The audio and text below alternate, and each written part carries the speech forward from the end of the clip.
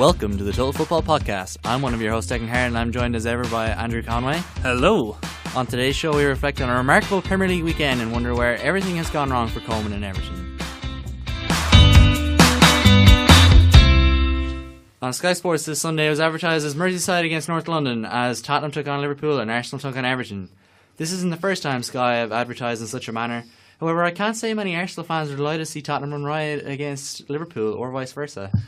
No, but at the same time, both teams from London won, which is a stark contrast to the last few weeks where the London clubs have just underperformed. And there was a bit of that over the weekend still. We'll come to that, I'm sure, later on in the show with Chelsea and West Ham and every other London club, basically, bar Spurs and Arsenal.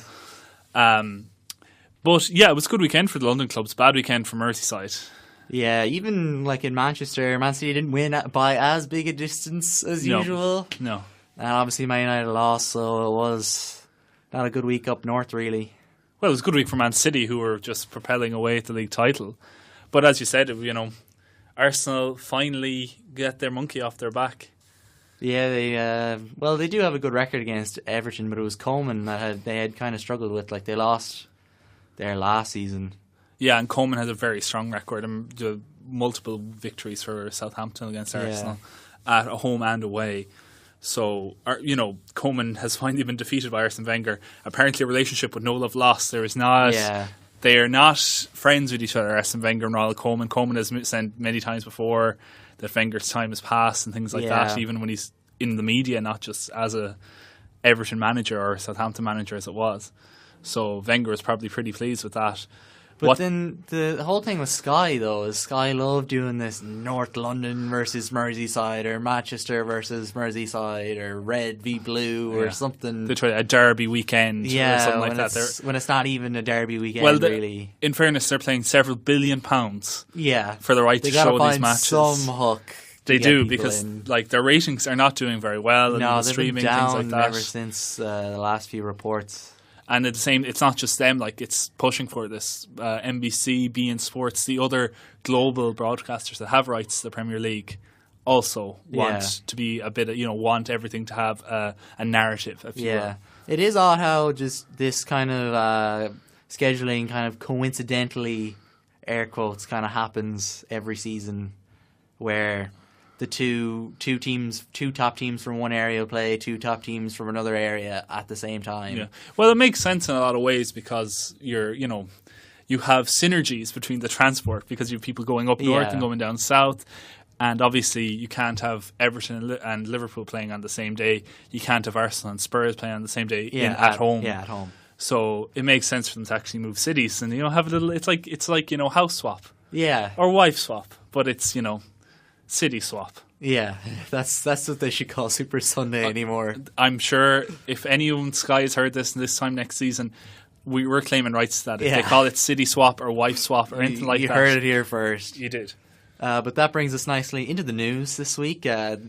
We were just talking about Arsenal. It was the first time this season that Alexander Lacazette has started alongside Mesut Ozil and Alexis Sanchez. And they played very well together. But how will Wenger find a way to not play the three of them together again? Oh, I'm sure. Well, they're playing they have a 2-day turnaround to their League Cup game again. Who on earth did they play against? I have no idea. It's not the best team in the world, I know that. But regardless of who they're playing, they have a 2-day turnaround, and I'm pretty sure none of those players are going to play on Tuesday night. And he did conspire to substitute 2 of the 3 players before the match was anywhere near over. Lacazette coming off relatively early on for Jack Wilshere. But the 2 linked up for the third. Was it the second? Yeah, it was the second goal. Well, they linked up quite well throughout the whole match. And it was the opposite of what you'd normally think. You'd normally think of Ozil assisting Sanchez, but Sanchez was there with a little dinking for... Ozil actually created that whole move. Which, believe it or not, he gets the ball well just out the edge of his own box and sprays a pass wide and then begins running like the gazelle that Ozil is with all the face he has. You could see coming that the ball would come in. And nonchalantly just nodding the ball. It was a nice header, Pickford it was. Couldn't really do much. Yeah, for someone who prides his hair as much as Ozil does, he did very well to make connection. And it was a good celebration. It was a good classic... run into the corner and jump to dive on his knees. Did you see the picture of him doing the kind of he has a celebration. He does the regular 3-finger and it looks kind of like an M. Yeah. So they did the whole joke of it being Manchester United was a signal because of course he has been linked with the move of doing a Bosman and going to Manchester United at the end of the season. Yeah, there is talk of Arsenal trying to sell both Sanchez and Ozil. Yeah, Wenger seemed kind of open to the idea. I'm sure he's open to the idea. He can make the club an awful lot of money if they're going at the end of the season anyway. Yeah. And, the ambition for Arsenal this season, correct me if I'm wrong, listeners, is probably to get a Champions League place above all else. Get back where they belong. There's no serious ambitions. No one, for one, I don't think anyone's going to overturn Man City at this point. But secondly, they're not going to compete anywhere near the top of the league, even if Man City weren't there this year. They're going to be trying hard with Liverpool's, with the Manchester Uniteds, with the Chelseas of this world for a third or fourth spot. Yeah, and there has been this whole debate about, are Arsenal actually better without Ozil and Sanchez, because of the whole they had a very good display against Chelsea, the 0-0. They didn't play with each other in the Brighton match, was it? Yeah, Ozil's just been out of the side anyway. Yeah, basically, there's been talk of it even at the beginning of the season when Sanchez wasn't in the team and Ozil was there, and there was a bit more.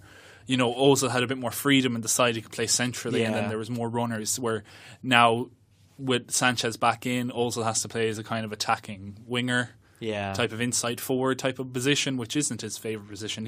He'd prefer to be playing as a traditional 10, where he has defensive players behind him and he has attackers in front where he could spray passes to. The formation Arsenal play at the moment is this kind of 3-5-2 / a 3-4-3 type of hybrid formation that like kind of molds during the match. It doesn't really suit any of the players they have, but it seems to have a solidifying effect on the team, where most of the time they have players blocking up space that opposition players run into. So it doesn't suit any of the individual players, I don't think. It always seems like they need a 3-man midfield. Yeah, whenever I watch them. But then who's in the 3 men? The 3 you don't. Well, why isn't Jack Wilshere in the side? Because he doesn't have a defensive strength. Like, he can't make good tackles. He can't run up and down. Xhaka can play more reserve. He can, but he also cannot make good tackles. And then Francis Coquelin can make good. We haven't seen anything from him this season. Well, he's coming on in most matches, and he came on for Ozil in the match there. He was injured for a while, but like, he comes around, runs around, and he makes tackles. He makes fouls mostly. And that's the kind of player that a team playing 3 midfield needs one of the players to be that. Like, you think maybe if Ozil did go, whether it be January or the end of the season, might actually be very good for Ramsey, because he likes to venture forward during a match anyway, but it leaves Xhaka very isolated in this midfield, and that's kind of what's causing so many of his mistakes. Like, he was at fault for Wayne Rooney's goal at the weekend. He was, and he wasn't, he was very lucky not to get, I think he did get a yellow card at the end, but he was very lucky not to get booked earlier in the match than he was. I don't know where Granit Xhaka lies in English football. I don't think the game suits him, to be quite honest. No. Arsenal seem a team devoid of kind of what's the word for it? They're devoid of, a plan, per se. Yeah. They don't. It's a team where they're all, okay, you're playing this position, you're playing that position. None of the players, like Ramsey doesn't understand how to play a holding midfield role. He's constantly running forward. Speaking of Holding, Rob Holding is playing as a right centre-back, where he's still learning how to be a centre-back. And he's good at heading the ball away like traditional centre-half was, but he's not good at like covering back behind his other man. Koscielny is perpetually injured. He is, although he played well at the weekend, apart from a terrible challenge. Mustafi is out for a while now. Mustafi's out, and he's for sale for all intents and purposes. Yeah. He won't be there next season. Bellerin still refuses to get a haircut. He does, but Bellerin's okay. That side is okay, and the left-hand side is okay. Kolasinac has been quite good. Kolasinac is fine, and Monreal, bar some horrific pass-back duties. Yeah, in that match, that was the Everton's second goal. Wasn't it was in the 91st minute or something. Umar like that. Niasse fittingly getting the final goal of Ronald Koeman's reign at Everton. It was very apt for him. Speaking of, we just come to it that the news broke today that Koeman was sacked. As long was it 7 losses of the last 11 or something along those lines? I'm not sure now, but they're in the relegation zone. They're in the relegation zone. They haven't put in a good performance. I watched them quite closely. I know we're going to come on to it later on in the show, but I don't we'll come on to it later on in the show. It's just I cannot understand why they're playing as badly as they are. I think it's something we will talk about later in the show. We should delve into it more then, but it is a serious problem, and it is Koeman's fault, it seems. The other Merseyside game then was a similar story in terms of scoreline. a convincing victory for the away demolition, team. Really. For the home team in this case. In this case, for the North London team. For North London, Spurs playing at Wembley is still a bit like an away team playing in a match. Although maybe they're reversing their hex now after that Bournemouth win last week. They've got 2 wins in the trot now. I don't know, Pochettino's coming in for an immense amount of praise. Like last week, they drew, of course, 1-1 with Real Madrid, got that 4-2. Yeah, very impressive. Own goal, but they still managed to... Yeah, and it was a very ridiculous penalty that they gave away. It was, yeah. So it was 2 mistakes that kind of evened out. It was a very impressive performance, and all the praise kind of went to Mauricio Pochettino because he played Llorente, who hasn't played much this season, certainly not starting matches. Yeah, I think that was his first start, was it? Yeah, and him up front with Harry Kane as a foil, as a target man for Harry Kane to run wide and play out wide, basically right winger for a lot of the match, for basically Spurs to dominate midfield against Real Madrid, who were probably the best team in the world. At the moment, on form in the Champions League. In the Champions League, on form, they're not in their best time ever, but player by player, pound for pound, as you'd say, they are probably the best team in the world. And away from home, Spurs held their own against them. Now, that mightn't be the way it is, come April against if they have to play Real Madrid again. But it's enough for them to probably get to the next round in the Champions League. Oh yeah, I'd say they're through at this point. But then you come back to Sunday, where they're playing at home in Wembley, in a place where they're not comfortable with, where Harry Kane hasn't scored yet until that match, where you played a very tough game into midweek, and now you have to go home and play another tough game against a Liverpool side that have a great history, not just against Tottenham but against big teams. Yeah, they do. And had just beaten Maribor 7-0. Exactly, they were coming in with it's close as Liverpool have been into form since August. Yeah, some momentum, a bit of it. Yeah, and then they just. Like Spurs put out Son instead of Llorente. Kane continued playing, and they kind of changed the way the formation was. Dyer was dropped to the bench. Yeah, Sissoko was dropped to the bench. Sissoko was dropped, and they just kind of reformed the way they're playing and played the same formation with different players, kind of 5-3-2 formation. Yeah, very defensive minded, not give any space. Yeah, they ended up having only like 38% of possession. I think, but it worked for them. At the same time, I think it only worked for them. For one, because Liverpool were such a shambles at the back. It was 2 reasons. Dejan Lovren, I feel so bad for him. He's had such a bad week, and you feel for the guy. And then the player that still somehow manages to be a Liverpool goalkeeper, Simon Mignolet. I would count. I think you were going for 3 goals that he was culpable for. I said 2. I think Dejan Lovren. I need to watch that Sun goal back again. Yeah, I don't think he was really responsible for that one, but 2 of the goals, Mignolet, the first and the third. Yeah. Mignolet. The first one, it was a combination of Mignolet and Lovren making complete fools of themselves.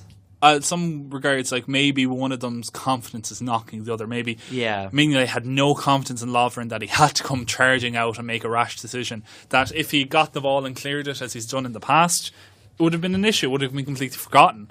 But he didn't. But it feels like he could have easily just taken out Harry Kane as well. But he's not a big keeper, and it's so often brought back to the lack of physicality in Mignolet's game.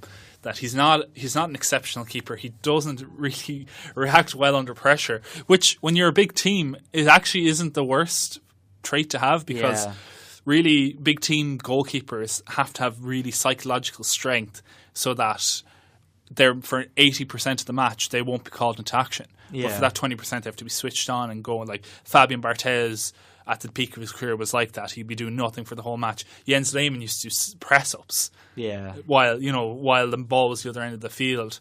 Edwin van der Sar was the same, doing exercises while watching the match the other side. Peter Schmeichel was shouting as a fan would be when he was playing for Manchester United, watching the game the other side.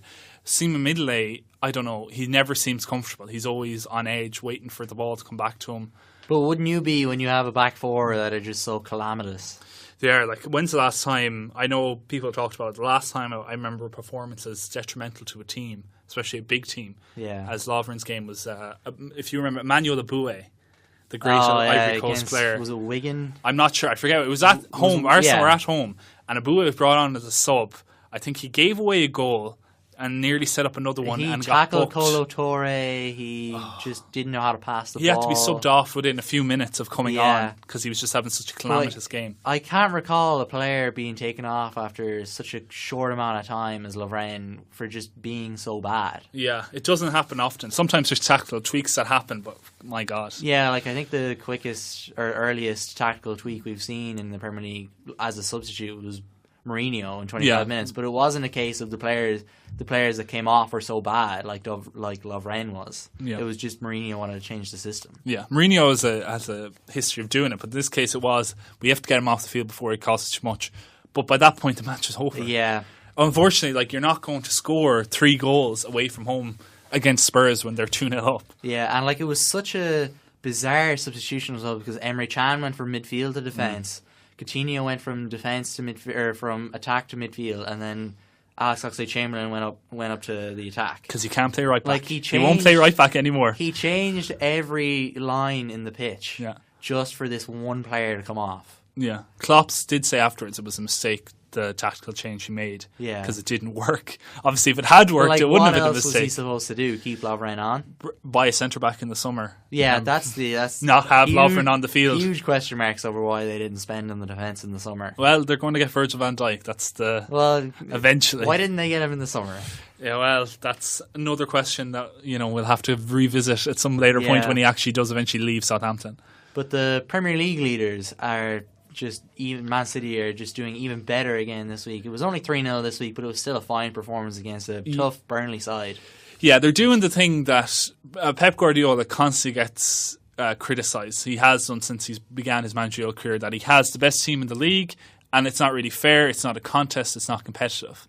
He runs away with the leagues. Yeah. Now, they weren't saying this about him last season. No, it was fraud. He was a fraud now. And now we're saying, it's too easy for him. He's got the best team. He's got the best squad. Yeah. He's assembled that squad. Like, he knew the players to buy. He knew what, and some of those players were probably bought before, like Raheem Sterling was probably bought with Pep in mind as well. Perhaps. But at this point, you also have to think that they don't play. They are unrecognisable. Some of the players are still there, but they're unrecognisable for the team that Pellegrini left behind at the end of it today. Yeah. Like, that was just, it's chalk and cheese. Like, he has left backs playing in central midfield now, as in they start at left back and they play central midfield. Yeah. He's doing what he did at Bayern Munich so expertly well, of responding in game. This is why Pep is on the sideline shouting. If he sees a weakness on, say, the right wing or the left wing, or say for instance at Burnley, he says overload that wing. Yeah. You see him shouting, and then suddenly, instead of them having a left winger and a right winger, they have 2 right wingers and a right back, all pushing and trying to overlap and overwhelm that left back. And they did that, and that's how they created chances. They have Kevin De Bruyne, depending on the team he's playing, he either withdraws him deep into midfield, or he plays him right at the edge of the striker, depending on the team and what time of the match it is. Yeah, and having that versatility as well is something Pep need. Like, that's something that he works for. Like, when he's making a team, that's something he absolutely needs. And, like, De Bruyne brings that perfectly. Like, he has, like, on current form, he's definitely the best player in the league at the moment. Oh, yeah, easily. Like, the pass for was it the third goal, Sané? Yeah. To split the defenders like that, most players would play that ball in front of the defender, which would give the defender a chance to clear it. But to pass it just as the defender's turning and catch him on his heels just gave Sané so much time to just slot the ball home. He has immense confidence in his own abilities right now, but also, and this comes around, football is a team sport. Yeah. It's not just a one-man sport. Kevin De Bruyne couldn't be winning those matches on his own. He has utter confidence in those strikers, that if he pings that ball as hard as he can, and as fast as he can, and as early as he can, he knows that Sané, Aguero, Gabriel Jesus, whoever is up front, will be able to take that ball and do something with it, and in this case score the goal. And of course this week Aguero equalled Man City's all-time record goal scoring with 177 goals at the club. Only a matter of time before he breaks that, you'd think. Yeah. If he stays for another couple of seasons, which is probably will, bar something else happening. Well, bar a big offer coming in, and there has been rumours of that in the past. You can imagine him easily getting to 200.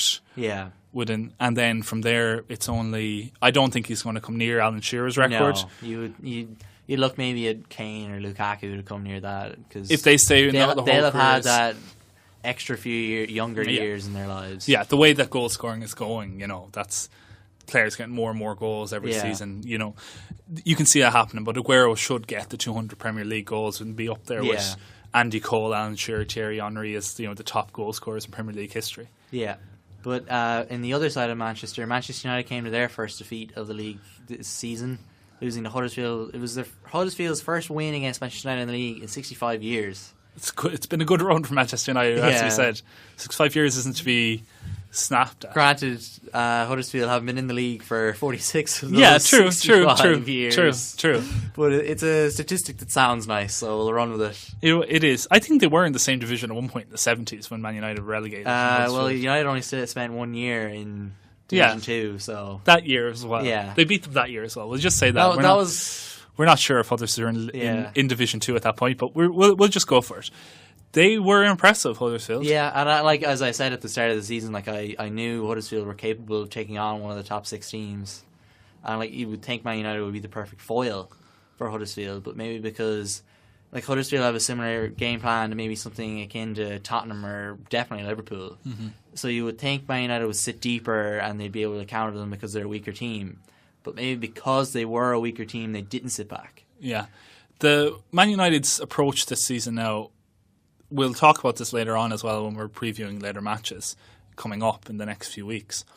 But Man United have so far, they have not had a huge challenge this season. No. Their first major challenge happened a week ago when they played Liverpool, who weren't in good form, and we've just discussed how they were beaten again this week.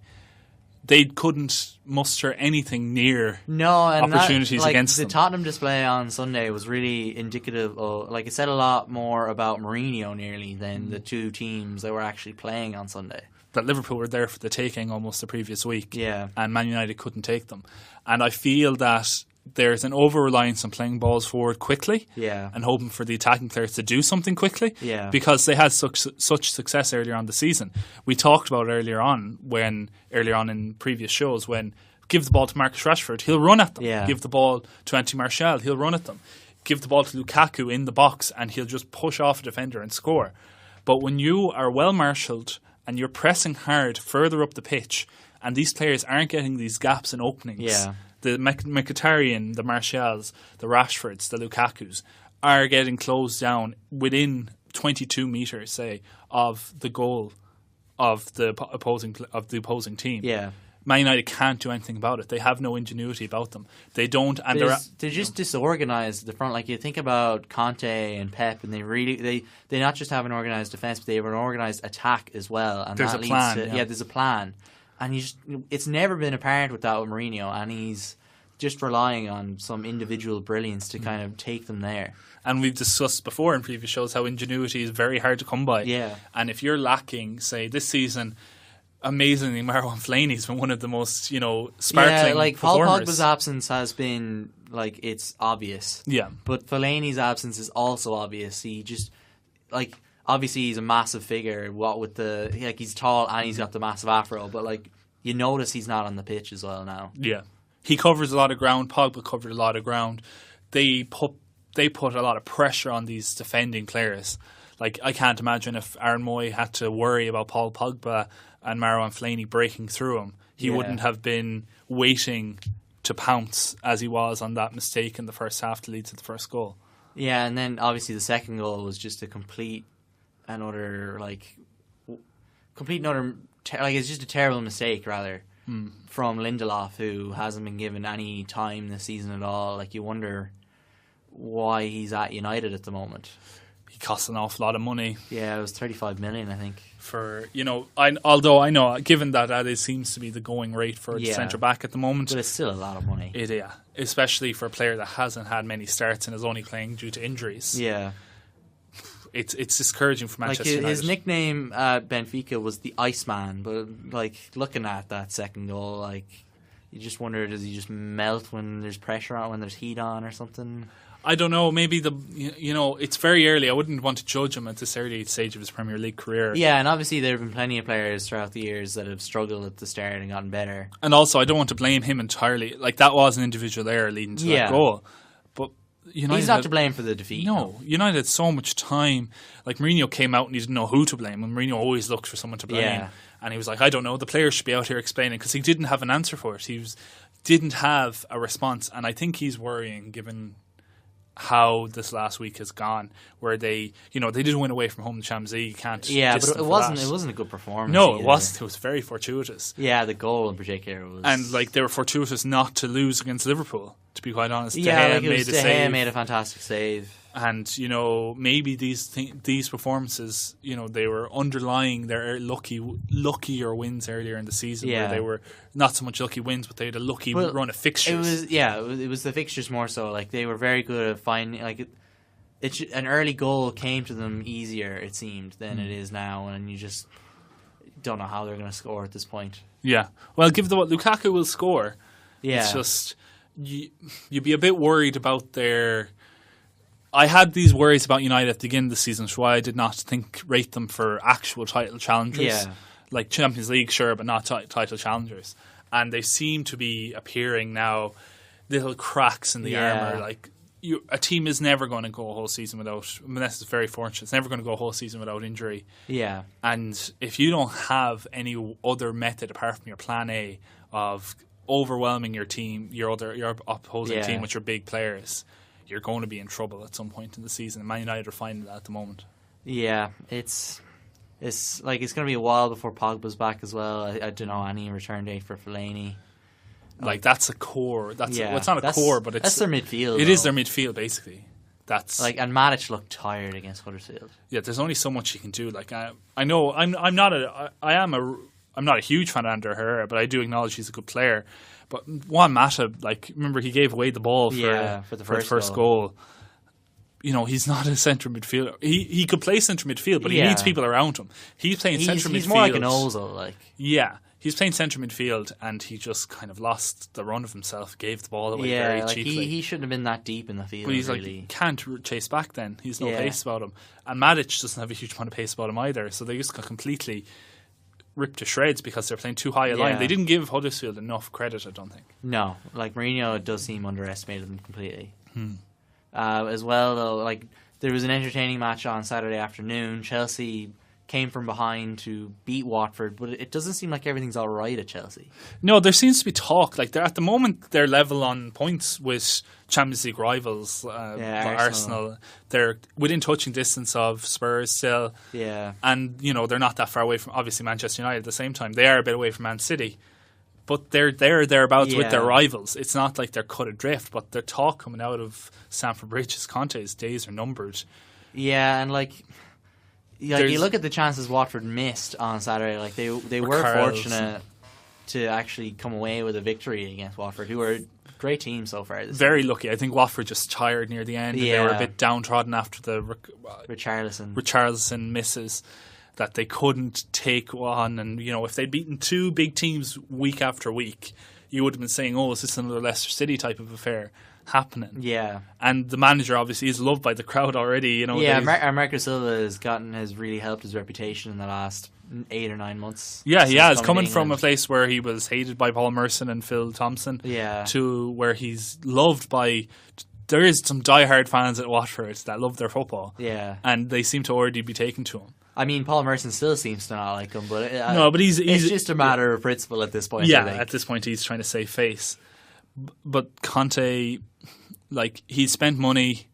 The signings haven't hugely worked out. He's suffering from injuries. With those signings either, even though they seem like they're fine signings. Yeah, but they're not the players he wanted. Did Danny Drinkwater actually sign for Chelsea in the end? He is. Yeah, he's injured at the moment. Is he injured? I was wondering why I've never seen him. Yeah, he played and then he got injured. It didn't last very long.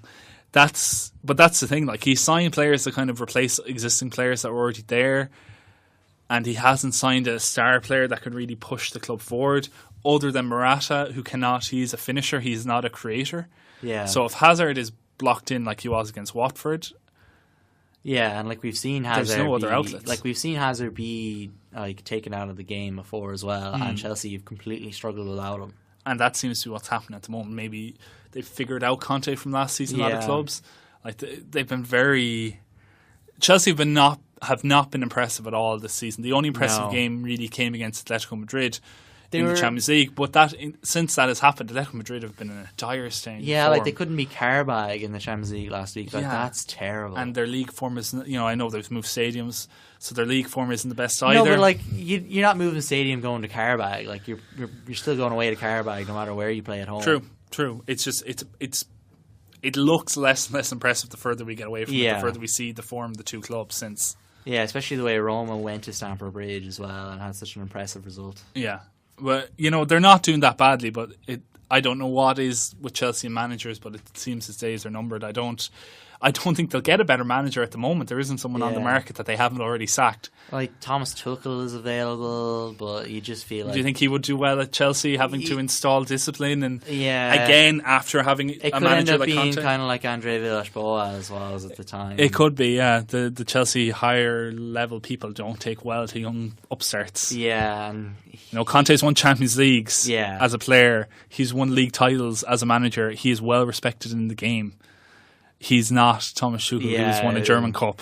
Yeah, that's pretty much it. And done well at Mainz. And had a falling out with the Dortmund board. Yeah, it doesn't bode well for him. If they hire him, I'm not sure if it's a good idea. Yeah.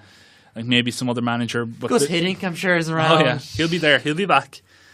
Dick Advocaat is always around. A good Dutch manager. Roman Abramovich loves a good Dutch manager. But off the pitch this week, Newcastle have been put up for sale by Mike Ashley again for the second time, I believe, isn't it? I think so, but this time he really wants to sell the club. Yeah, 380 million is the apparent asking price. I think he got an offer for 300 million from Amanda Stavely, who works for an investment. It doesn't work for it. Runs an investment group that previously set up the Man City deal with Qatar. Yeah, Qatar or UAE, the Emirates. Sorry, apologies.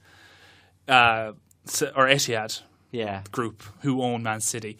And also attempted a similar deal with a different group to buy Liverpool back when John Henry and nearly the Red Sox club. group. No, but since then the Red Sox group purchased the club. Then I think. Oh right, okay, yeah. But that didn't work out. But now she actually wants to get in and own a club herself because she seems to have managed well with the clubs that she's worked with previously. A good business mind, good acumen for football as well, and probably if the backers from the Middle East get behind a club like Newcastle, it's a one-city club. Yeah. It's a big enough city. I know it's not the best economically. Yeah, but like they have a big enough stadium as it is. Big enough stadium. Fill it every week. They do when they're doing poorly. Yeah, even in the Championship they're filling it. If a bit of money can get behind that, I would see no reason why, they could not become a team like Spurs or a team. Yeah. Spurs a few years ago. Pushing for Europe, yeah. Especially if they could hold on to a manager, Rafa Benitez, who is... Yeah, exactly. He's won league titles. He's won Champions Leagues. He's won Champions Leagues for an English club as well. Exactly. Like, he has pedigree very well. And he wants to stay in England. And, it's a loyal club if they're rewarded. Loyalty begets loyalty. Yeah. So it'll be interesting to see what happens there. There'll probably be more developments in the next few weeks. We'll wait and see with bated breath and keep you informed. But over in France, Neymar was sent off against Marseille in Le Classique. Neymar is making a horrible name for himself. Apparently that club is falling apart. I was reading an article today, a very good article in The Guardian, about how much, like everyone knows PSG are not a fan favourite club, especially not in France. They are new upstarts, started in the 1960s, who have purchased their way to the top of the league. They're so clear. They're a few points clear at the moment, even though they haven't won in 2 weeks. 4 points. Because they're just that much better than everyone else. Neymar wasn't passing the ball to his teammates, kept slowing down the game, putting his foot on the ball, trying to do tricks, trying to beat players, losing the ball, getting booked for petulant tackles and then getting sent off for an even worse petulant reaction. Yeah. Where it was a nothing thing, but you don't do that in football, especially in these big matches, these big moments. You get another yellow card. Right in front of the referee as well. Exactly. It was stupid. He thought he was bigger in the game. He's tried to get his teammates sold. What was it? Dani Alves speaking on behalf of Neymar at this point, because that's kind of what Dani Alves does. He's basically becoming his agent. He is. And he said, I couldn't name one Marseille player, which is very disrespectful to their biggest rivals in France. And, really G'd up Marseille for that match. Yeah, and it ended up finishing 2-2 in the end. And it was only a Cavani free kick at the end of the match. Who Neymar once sold. Yeah. And you wonder if Neymar was on the pitch, would Neymar have taken that free kick? He would have, absolutely. Neymar would have taken that. And whether he scored nuts to the annals of time now, but Cavani did score it, and keeps PSG thereabouts. It just shows you the individuality is overwhelming team effort at the moment in France, just by being that much better. I don't think Unai Emery, I can't say his name right, is going to be there for much longer. He'll probably see out the season, but apparently him and Neymar have had a falling out as well. Sure, Mourinho's already lining that one up. Exactly, or Conte, or a variety of different managers already. Ancelotti come back, because I always forget that he was there the first time. Yeah, and they loved him, and he did well with them. He actually united that team from a team that really was kind of piecemeal to one with a cohesive structure that could actually beat teams and perform in Europe. For some reason, that's just a complete blank memory for me. I have no recollection of Ancelotti at PSG. They were against Barcelona and they won the league. Was that when David Beckham was there? I think it was. I only remember like when Blanc came in. That was afterwards. Yeah, that's my first memory for some reason. Even though I've been watching football much longer than that, I have no real memory. No of real PSG. memory of Paris Saint-Germain. But in Italy, finally, Napoli's 100% record has come to an end. They could only muster a 0-0 draw against each Milan. They tried so hard to win that match. They had several good chances, but Samir Handanovic was equal to each and every one of them. And what was it? Before the match, Luciano Spalletti, the Inter Milan's manager, said that because Sarri, who's the Napoli manager, used to be a banker, said if he was to stay in banking, he'd be the Minister of Finance by now. And Sarri shot back with, if he was in the civil service, he'd be the Minister for Defence, because of the sheer defensive performance. And they were such a good unit. Like I was watching it, and I remember them last season being very poor defensively. Like, but even last week they were poor defensively against Milan in the but even derby. then, like, they were much better defensively than they were. Like, they were still a good defensive unit. Just the 2 goals were kind of random. Like, it wasn't a case of they were split open very easily. Like last season, I remember them losing 7-1 to Atalanta.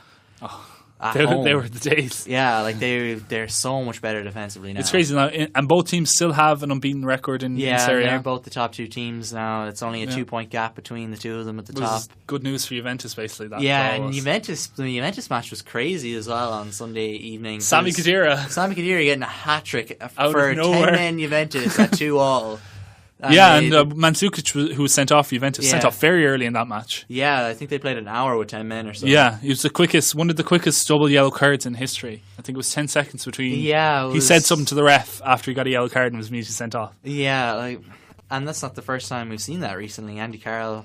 Yeah, similar things have happened. The refs are cracking down on it. Yeah, which is nice to see. It is, yeah, bit of order restored to it. But yeah, Serie A seems to be the most competitive league at the moment. Yeah, it's the most interesting one. I always try to look out for it every weekend now.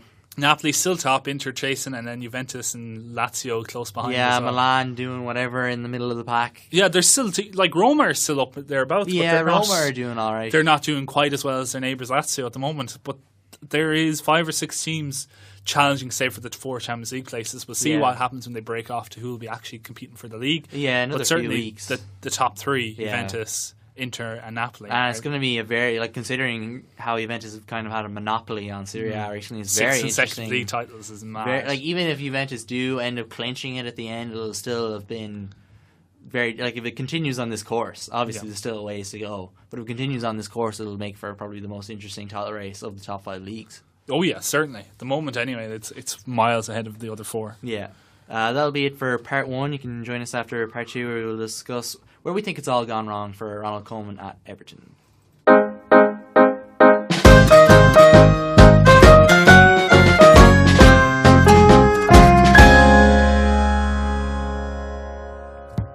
Former Everton goalkeeper Neville Southall has been making a name for himself on Twitter recently. He's a poet, a political commentator, a teacher, a historian. He loves skeletons as well. But he tweeted after the match on Sunday saying, "This club makes you laugh, cry and go mad. At the moment, it's breaking my heart bit by bit." Just how has everything gone so wrong for Ronald Koeman? I'm not entirely sure. This is what I was trying to get at earlier. I was looking at the team that played against Arsenal at the weekend, and they were not a bad team on paper. Yeah. Michael Keane playing centre back, moving up the wings, playing right winger at times, or back playing a centre back at the same time, playing well, and then just not trying for the 4th and 5th goals. Yeah. The goalkeeper, Jordan Pickford, he had a great game. He did, and his distribution, I'm still surprised every time I see his long goal kicks going to the right person. It's a supreme skill that's so underrated in modern football. Just cannot stop goals going past him. Ashley Williams is a complete liability for them at the moment. Yeah, he's just reached that point where he's fallen off a cliff. Yeah, he got into that brawl with Lyon players. The man carrying his child and punching a Lyon player. Got a lifetime ban for that. He did, and he's a crazy man. But, he was the instigator of all that was actually Ashley Williams. It was a really ridiculous challenge as well. Like, the keeper was in the air and he just pushed him. Yeah. Probably should be a red card offence because it was cynical and uncalled for. And it was dangerous. It was, entirely.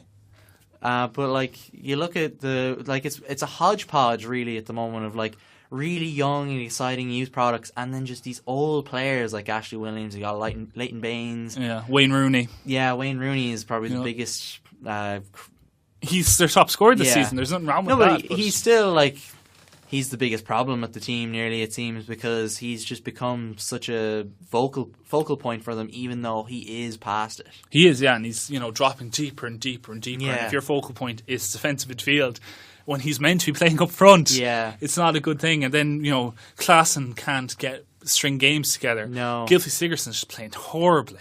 Yeah, and he took a free kick in his prime location last season. He would have scored that free kick, or at least threatened, and just horrible free kicks. But I think the stat today was that between this season so far, when Wayne Rooney, Gylfi Sigurdsson, and Davy Klaassen have all played on the pitch, the aggregate score has been 6-0 against Everton. That's crazy. They're their three big summer signings. And they're all on their day. They're all Sigurdsson had a great season last season. He ran more than anywhere else in the league. Klaassen got to a UEFA Cup final, Europa League final at his age, dominated the Ajax midfield. Wayne Rooney he became Manchester United's record goal scorer last season. Yeah. These are highly experienced, high quality, with a good actual pedigree. But are they too similar in the end? Probably are, but they're playing the three of them in the same position at the same time, and they're all very slow and very reliant on specific moments. You need someone to play off Rooney for him to be anyway decent now. You need Sigurdsson to be on set pieces. David Klaassen's probably the most all-round of the three of them at the moment. True, but then if you're saying their pace, that brings up further question about Koeman's judgment, because if you have players lacking pace, you need pace somewhere else in the team. Yeah. Now, earlier in the season, he was trying to do that through his wing-backs, through playing a wing-back system. Yeah. And as we talked about when they played Chelsea realised this, Conte knew at the start of the game and immediately shut them down by doubling up on these wing-backs. So Everton couldn't get out of their box, couldn't get out of their half really with any kind of pace, and it was just aimless balls to Wayne Rooney in that match. And now, because of that, Everton reacted and tightened up them back so they wouldn't be as susceptible to direct balls and pressure coming on them. But that they didn't replace it with any width or pace anywhere else. No, they're obviously missing Yannick Bolasie, and they probably should be playing Kevin Morales a bit more. Or Aaron Lennon's still at the club. Yeah, and they have Sandro as well, but he's kind of the replacement for Lukaku. But none of these players, he's not sufficient for that. No, but none of these players are playing. None of them are trying were getting into the side. He was sticking with these slow, monotonous players. But he was still trying to move things around. It was very bizarre. And the craziest thing really is that the only team to have taken points off Man City in the league this season was Ronald Koeman's Everton. He just has some kind of knack for not losing. He's never lost a match against Man City were down to 10 men in that match, but even then, it wasn't a case of City couldn't get chances in that match. It wasn't until the second half and Everton dropped deeper and deeper that Man City were creating I think more. a mitigating factor was the red card in that match, because it allowed Everton, once they absorbed the early pressure, to not be compressed the way that Chelsea compressed them, the way Arsenal, the way that every other team, Man United, that have played them have done this season. Yeah, and it's tough to play these big teams early on in the season. They're just getting hammered by them. 3-0 against Chelsea, 4-0 against Man United, 5-2 now against Arsenal. Yeah, and all of them poor performances. Everton fans are probably just delighted they've not played Liverpool at this point. Yeah, and they could get a bounce from that. I'm sure that's coming up in the next few weeks. I don't know, the question then becomes, Koeman's sacked now. His career is taking another hit. He's going to Barcelona, is he not? Well, this is a funny thing, because Koeman was rated highly earlier on in his career. Yeah. When I think he was at Feyenoord originally. One of the top Dutch teams. He's managed Feyenoord and Ajax, I think, at different times. Went to Valencia, did terribly at Valencia, got sacked. That was the first time he was touted as a potential Barcelona manager, and it didn't work out for him. Went back to the Netherlands, rebuilt his career, and then moved to England and did very well at Southampton. Yeah, like he built a good team at Southampton. Bringing through not so much youth the way that Pochettino did, but bringing through different players, performing well in the transfer market, getting the most out of, experienced Premier League players like Shane Long at the time, and different players like that, moving on players as well for good money. And that, Wanyama was moved on. Loads of players are sold to Liverpool as it was. Naturally. Lovren and Schneiderlin was sold on. Players like that were, he did well, and then he got the so-called bigger move to a bigger club in Everton. Just moving sideways, really. Kind of, yeah. And as a stepping stone, he always said, he won't end his career there, he'll move on to a different club, blah, blah, blah, which didn't endear him to the Everton faithful. They want you, if you're a manager of their club, Roberto Martinez managed that part of it, like Liverpool, or Everton's the best club, it's the biggest club in Liverpool, blah, blah, blah. Managed it very well at the time. Koeman's kind of ended up having a very similar career at Everton to Roberto Martinez, except maybe skipping a season in the middle there where the decline is maybe a bit slowed down. But he started very well at Everton, much like Martinez. I think Martinez came 5th in his first season. Koeman becoming the best of the rest, and it seemed like they would just continue that this season. But they've been the difference between Martinez and Koeman is Martinez hasn't spent any money really. No. Koeman has spent this season alone over £140 million. And that's the most Everton have ever spent. Yeah, they have new owners. They have the big Premier League bonuses that are going around. And they couldn't come near the achievements of either Moyes, who finished 4th at his best, or Martinez, who, as you said, finished 5th at his best. Koeman's adrift to that. They've fallen behind. As well. Spurs have moved on to that new level. Spurs and Everton were kind of equals 10 years ago, but now they're so far apart. Way far apart. They're almost back. Well, not almost back. Maybe it's a bit early to say that, but they're heading more towards where Moyes had them at the start of his tenure. Yeah, which wasn't a good place to be. No. And they have similar resources to Spurs. Spurs still do not have. They have the 6th biggest wage. I think they have half the wage bill that Liverpool do. They do, and it's the lowest of the top teams. Everton are the closest to them. It's just kind of all wrong. Now, what I want to think about is the future with Everton. Who is available? Yeah, who they could get? Bring in? Ryan Giggs? Yeah, Ryan Giggs said he was interested in this and the Leicester job, which seems a bit laughable at the moment. It does seem a bit laughable. To put it politely, maybe. Yes. But Pellegrini was linked with the Leicester job. Maybe he could come into Everton. Roberto Mancini is always looking to come back to England. Sean Dyche was linked with it. Maybe Eddie Howe. These aren't. Big Rafa come back down to Liverpool. He knows the city. Yeah, it's actually... Brendan Rodgers. Yeah, I was just going to say, it must be frustrating for Everton fans because I say they all love Brendan Rodgers at the club, but for the fact that he was a Liverpool manager. I don't see that one happening just for that fact. If Everton wasn't located where it was, I could see him being perfect for Everton. Yeah, probably.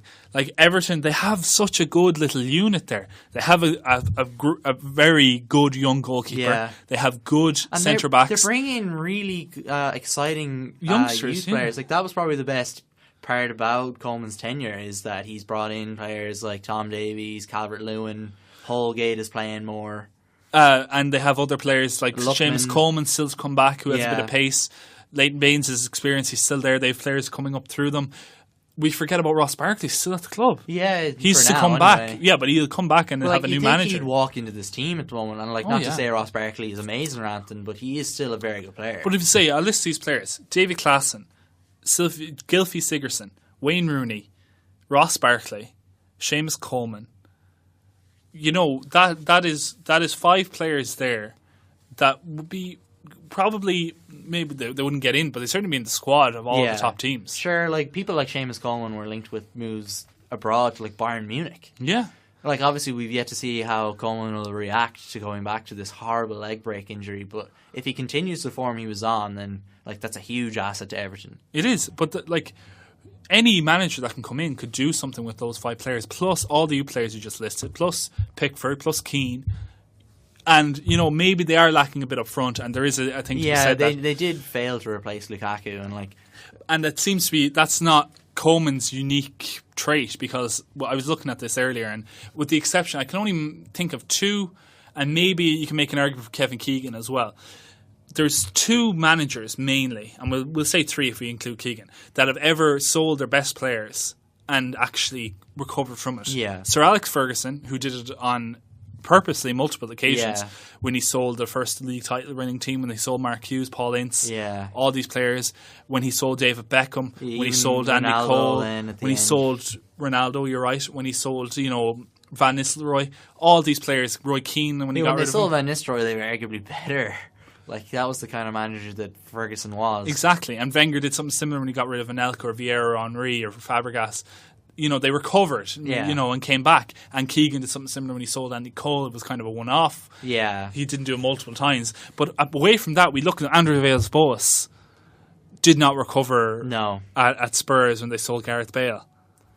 Yeah, and Brendan Rodgers did not recover at Liverpool when they sold Luis Suarez. And it's happened at, multitude of different clubs up and down the league when they sell their best player. You mentioned Balassi earlier. Yeah. Crystal Palace never recovered from that. Yeah, they eventually brought in Wilfred Zaha, but it took them a while. Newcastle when they sold Andy Carroll that season. Yeah, they went down not long after that, didn't they? Well, it's just they didn't use the money wisely. Yeah. They had Cisse and Demba Ba in that did well for them that season, but in the longer term, that money was just wasted. Yeah. Like, if you don't do well with it, you end up wasting money. West Ham did on multiple occasions with Tevez and things like that. It's just Liverpool, maybe Rafa Benitez when he sold Michael Owen. Yeah, you can make argument part for of that, that- but when they sold Torres, that was the end of it. Yeah. Similar thing happened. Like, it's certain. When you sell your best player, it is so difficult. You need a ready-made replacement. There is, great talk about, okay, I'm going to buy 5 players to replace one player with the amount of money I make. Liverpool tried it, Spurs tried it, multiple teams tried it. Yeah. It's never really worked out. No, and it is when you buy 5 players to replace one player, it's never usually the five. Or it's never usually even just 2 players in that position. It's usually 5 players spread across the rest of the pitch, and then they almost forget that they've lost this huge asset. Yeah. Who do Everton have to play up front?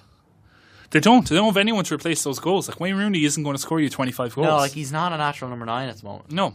And Sandro, you said, he can't get a game. No, and he's... Whenever I've watched him, he always runs out onto the wing in the end. Yeah. But that's what he's been told to do because they're playing the Dutch system. But, it's not easy to replace a top-class centre-forward. And Everton have learned it the hard way. Yeah. And their manager has learned it the hard way. And now they're without a manager. They're adrift in the league. They're not going to finish top 7, you would imagine, by some kind of massive they turnaround. need Champions League form at this point. Yeah, which they're not going to get. It's going to be a transition, forgetful season for Everton. I don't think they're not going to go down. 10th or 11th, maybe. But it's such disappointing for a season that started with such optimism for the club. Yeah. But who is it that they do bring in, do you think? Well, you mentioned a few names: Pellegrini, Ancelotti. He said he's not going to take a job early in the season. I think it's a step down for people. I Like don't know. Ancelotti I would and Tuchel. imagine maybe Eddie Howe, a young. Yeah. I think they could take a risk on a younger manager after having a few experiments with the more continental game. Sean Dyche, I think, is the favourite at the moment, but it would be kind of an odd move by Sean Dyche to just kind of abandon his project there. I think if Everton went for Sean Dyche, they would be going in a way to go back to the David Moyes era, which mightn't be... Well, they have been linked with David Moyes, so that'd be a good way to go back to his era. They could take David Moyes the rest of the season, but to reappoint him as a long-term if they want to get manager, relegated, that'd be a great idea. Perhaps that mightn't be the best idea. I think either a younger manager trying to make their way, a Marco Silva, Eddie Howe, someone like that, or go abroad, find someone there. But even then, the old reliables, like Lille at the moment in France under Bielsa in the relegation zone, they're way adrift. There isn't that depth of available experience that there used to be. That age of managers kind of, it's aging out, as so to speak. Like, they're getting too old for the modern game. That you need some fresher blood. And there's plenty of them going. It's whether they want to be attracted to a project like Everton mid-season, where there is no win to this. Yeah, there's just, it seems like it's going to be the case of they need to bring in, like how Chelsea brought in Gus Hiddink. Exactly. Just bring in someone for the rest of the season. David Moyes. Yes, David Moyes for the Everton manager. Let's have another 11-year tenure. Oh yeah, that'll be great. That's the end of our topic of the show. Join us after the break, where we will discuss next week's Premier League fixtures.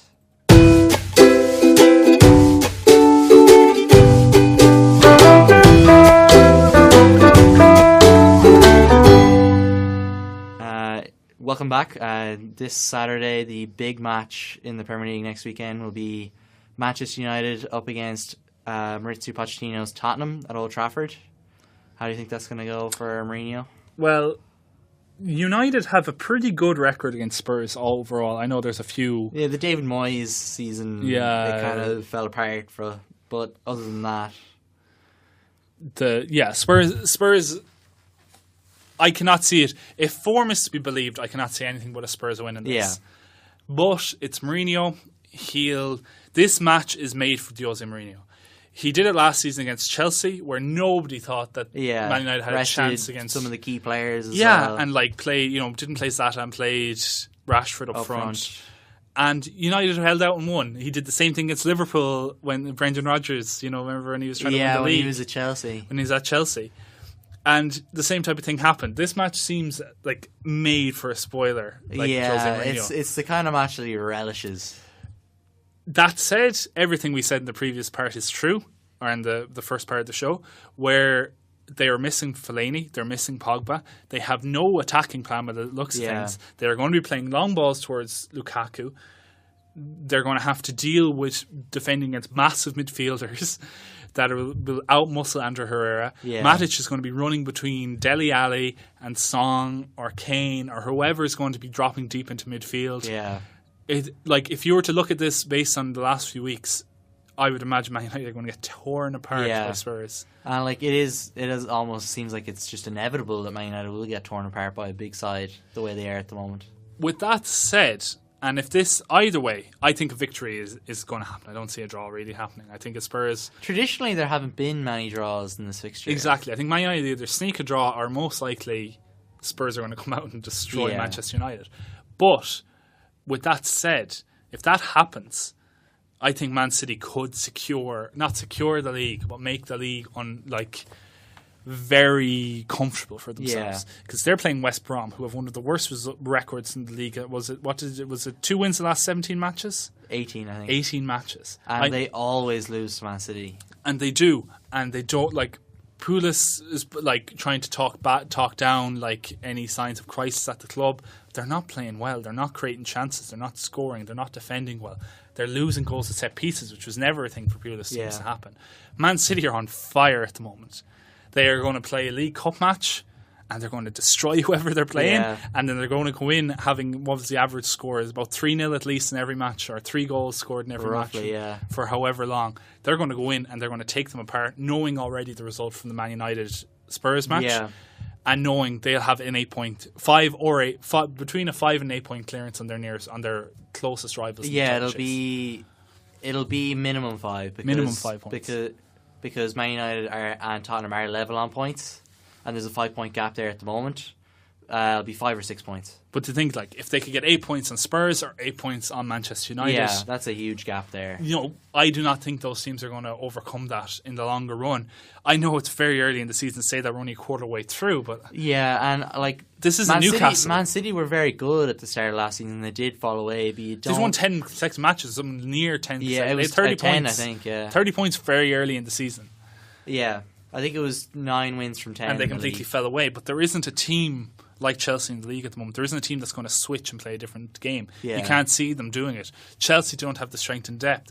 Arsenal are a basket case. Liverpool have just gone through... Liverpool are just so far behind now. They're 12 points off. Exactly. Spurs are Spurs. They'll probably be the closest challengers at the moment. And Manchester United have a horrible... Yeah, they're playing 6 of the top 7 in the next 7 games, as far as I know. After having a good start to the season and performing well in that start, they could easily come out of this next 6 games with 10 points. Yeah.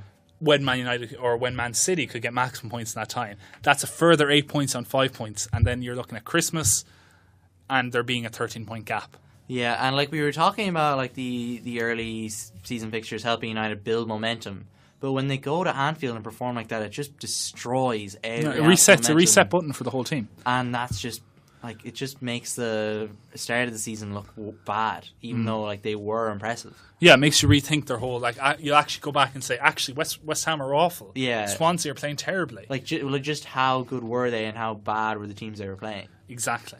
And that's not something you want to be revisiting at the end of October. Oh, definitely not.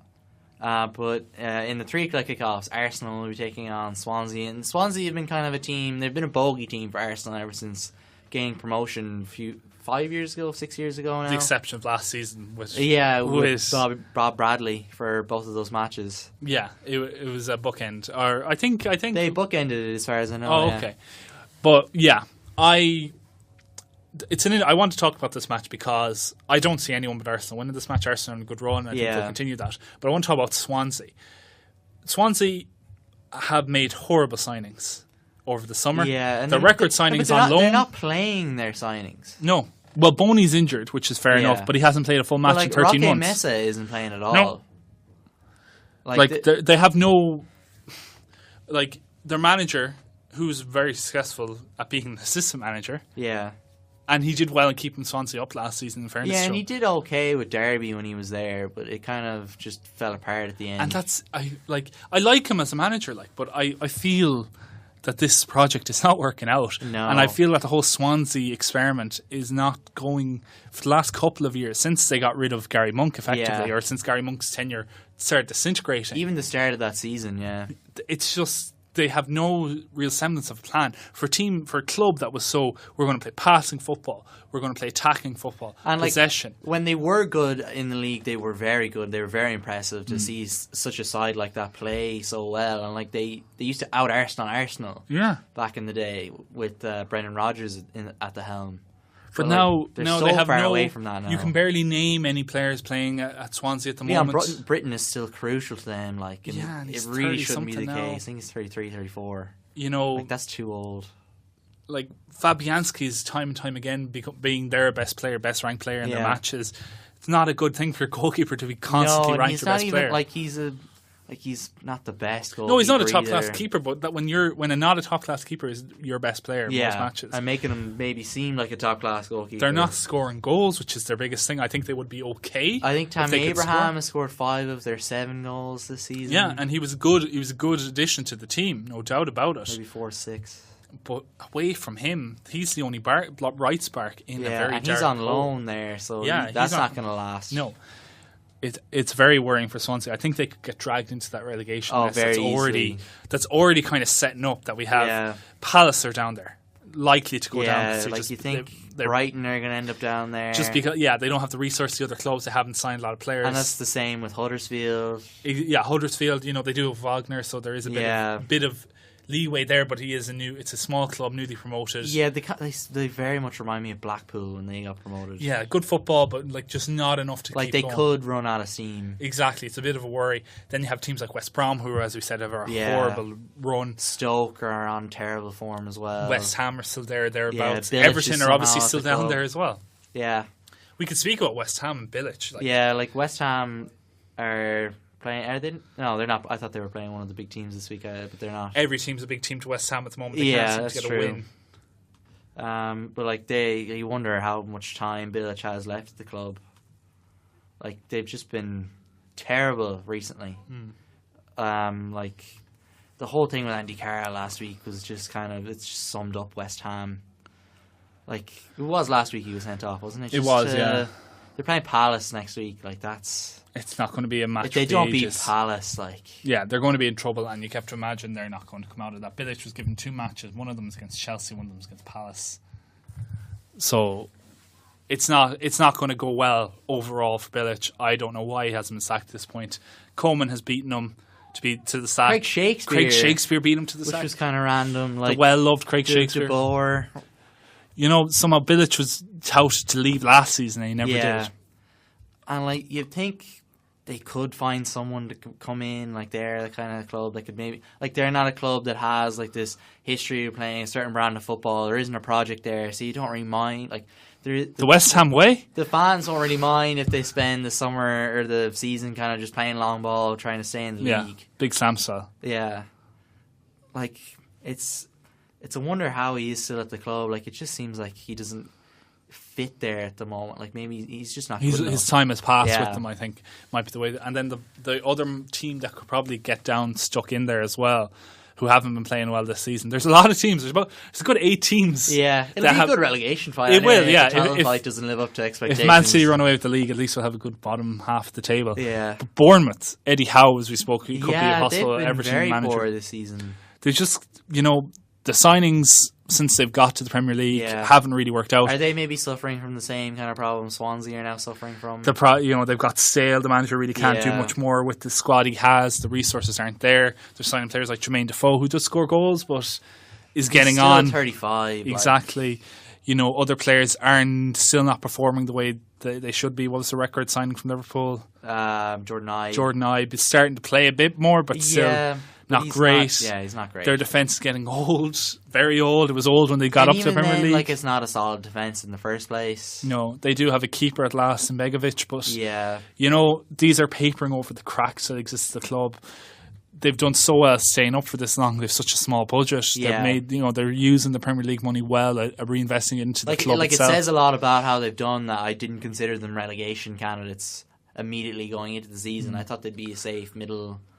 But there's no safety now, you see. Yeah. At the moment, you'd have to, the favourites go down are Palace and what's the name of the club? Brighton. Because Palace have had such a bad start of the season and because Brighton haven't signed anyone, have low budget. Yeah, and Chris Hughton doesn't exactly inspire confidence. Exactly. So they're the favourites. But then you have one extra place. You have another 7 clubs that are all competing to go down. Go to any of them as well. Yeah, you couldn't call it at this point. It is something we're going to have to watch as the season goes on. Yeah.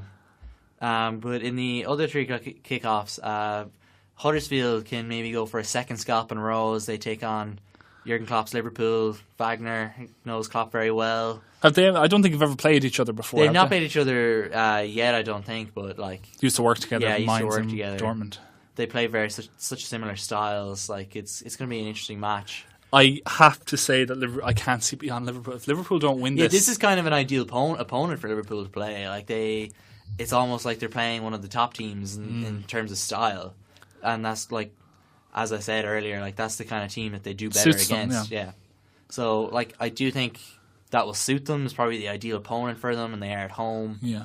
But they need to win this as well. There's a lot of pressure on them. It's a must-win. I was thinking earlier in the week that or not even in the week earlier in the day that Liverpool's season is kind of over in the league. Yeah, they're not going to win the league. You can see them competing for the top 4, but but it's a stretch. The way Man City are just, unless Man City go through some kind of big run. Unless Pep just says he'd love it if they beat Middlesbrough. Yeah, whatever it was, they have to go to Middlesbrough and get a result. But yeah, you can't see Man City trailing that badly off in this season. Maybe they will, and we'll all be laughing at us in months to come. But Liverpool still have the Champions League to work towards. Yeah. They still have the cup competitions. Klopp loves a good cup competition. And he still has to get out of that group as well. It's a very tight group that they're in at the moment. They should have had 9 points. They only have 5. Yeah. And they're level with Spartak Moscow, who crazily just destroyed Sevilla last week. Yeah. It's a mad group, more so than any other group in the Champions League this season. I'd say it's up there with the Monaco group. Yeah, where things are just going Porto. Why are Porto winning? Yeah, Besiktas, I think, of 9 points from 9. They're playing amazingly. But that's kind of on a tangent. Yeah. We'll talk about that in the next European show when Champions League comes back around. And then in the evening kickoff, we were mentioning Bournemouth. They have had a difficult schedule so far this season, and it gets even worse as they played Chelsea. Yeah, Chelsea have not performed well. Yeah. Conte's in trouble as all the rumours from the club keep coming out. We don't know why exactly. There's been a falling out of some sort. Yeah, something about the signings. Yeah, things like that. So Bournemouth, you can't see them getting a victory. I know they've won before, and in this fixture they've done well in previous seasons. To quote Conte, the Mourinho season. Yes. Last season, Bournemouth didn't put up much of a fight against Chelsea. And you think something similar will happen this week, and Chelsea are due a reaction after the poor performance against Watford. Though it was a comfortable scoreline. Yeah. They didn't. And they do play Everton in the League Cup this midweek, so that'll be interesting. Yeah. See how that Everton team reacts against such a difficult opponent. Probably not well. No, I don't think so. No.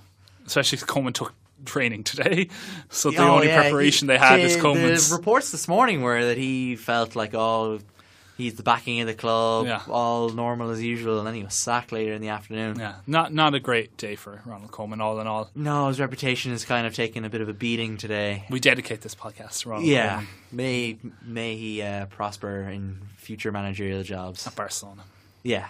I think that will do us for this week. Thank you for listening, and please do get in touch. You can email us at thetfpod@gmail.com, and you can follow us on social media at the TFPod. You can follow us individually. I'm at Cheesy Harpo, and Andrew is at Kanban27. Please remember to subscribe, rate, and review on whatever platform you listen on. It really helps. Andrew, say goodbye. Goodbye. And that's goodbye from me.